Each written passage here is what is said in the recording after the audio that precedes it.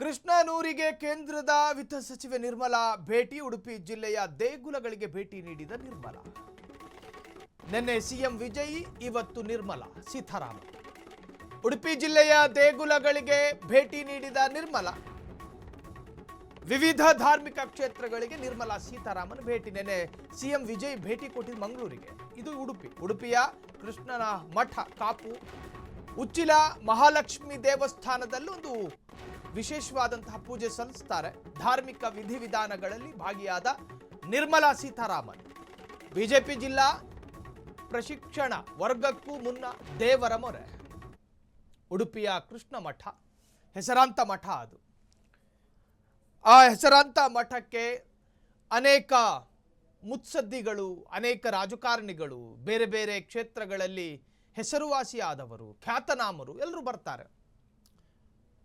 ಬರ್ತಾರೆ ಆ ಮಠಕ್ಕೆ. ತಮ್ಮ ತಮ್ಮ ಇಷ್ಟಾರ್ಥಗಳನ್ನು ಈಡೇರಿಸಿಕೊಳ್ಳೋದಕ್ಕೆ ಬರ್ತಾರೆ.